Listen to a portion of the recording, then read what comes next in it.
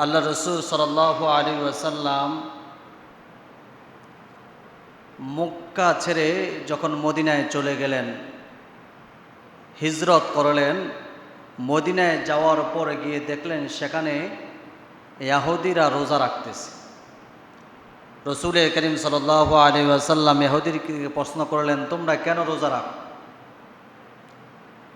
বলে, আল্লাহ রাব্বুল আলামিন এই মাসে হজরতে মুসা আলাইহিস সালাতু ওয়াস সালাম ও বনি ইসরাঈলকে ফেরাউনের নির্যাতনের কবল থেকে হেফাজত করেছেন, ওনাদের জন্য দরিয়ায় রাস্তা বানিয়ে দিয়েছেন। তারা নিরাপদে পার হয়ে গেছে, আর ফেরাউন তার দলবলকে নদীতে চুবাইয়া মারছে। এই জন্য মুসা আলাইহিস সালাতু ওয়াস সালাম একটা রোজা রাখছেন। মুসা আলাইহিস সালাতু ওয়াস সালামকে অনুসরণ করে আমরাও একটা রোজা রাখি। রসুল করিম সাল্লাল্লাহু আলাইহি ওয়াসাল্লাম বলেন, নাহনু আহাক্কু বিমূসা মিনকুম ফাসামাহু ওয়া আমারা বিসিয়ামিহি। তোমাদের চাইতে আমরা মুসা আলাইহিস সালাতু ওয়াস সালামকে আরও বেশি অনুসরণ করি। এজন্য রসুল করিম সাল্লাল্লাহু আলাইহি ওয়াসাল্লাম সাহাবাই কেরামদেরকে লক্ষ্য করে বলেন, ও সাহাবীরা, তোমরা রোজা রাখবা। রসুল করিম সাল্লাল্লাহু আলাইহি ওয়াসাল্লাম রোজা রাখছেন, সাহাবাই কেরামদেরকেও আদেশ করেছেন তোমরা রোজা রাখো। এই নসিহতও করলেন, ইয়াহুদিরা একটা রোজা রাখে, তোমরা একটা না, তোমরা দুইটা রোজা রাখবা, যাতে করে তাদের অনুসরণ না হয়ে যায়, তাদের অনুকরণ না হয়ে যায়।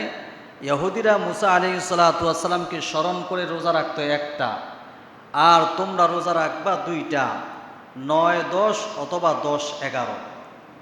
ইহুদিরা শুধু 10 তারিখে রোজা রাখে। আল্লাহ রসুল সাল্লাল্লাহু আলাইহি ওয়াসাল্লাম বলেন, তোমরা 9, 10 অথবা 10, 11 এই দুইটা রোজা রাখবা। হ্যাঁ, একটা রোজা রাখলে হবে, তবে মাকরুহে তানজিহি। আল্লাহ রসুল সাল্লাল্লাহু আলাইহি ওয়াসাল্লাম বলেন, তোমরা অধিক ফজিলতের জন্য দুইটা রোজা রাখবা। কয়টা রোজা? দুইটা, 9, 10 অথবা 10, 11, যাতে করে ইহুদিদের সাথে সাদৃশ্য না হয়ে যায়। আল্লাহ রসুল সাল্লাল্লাহু আলাইহি ওয়াসাল্লাম বলেন, এই মুহররমের দুইটা রোজার কত ফজিলত। আফজলুস সিয়াম বাদা রমাদান শাহরুল্লাহিল মুহররম।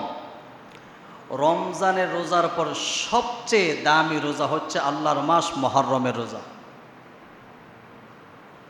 এজন্য আমরা চেষ্টা করব মুহররমে দুইটা রোজা রাখতে, নিজেও চেষ্টা করব, নিজের পরিবারকেও রাখার জন্য আমরা উদ্বুদ্ধ করব। আল্লাহ রাব্বুল আলামিন আমাদের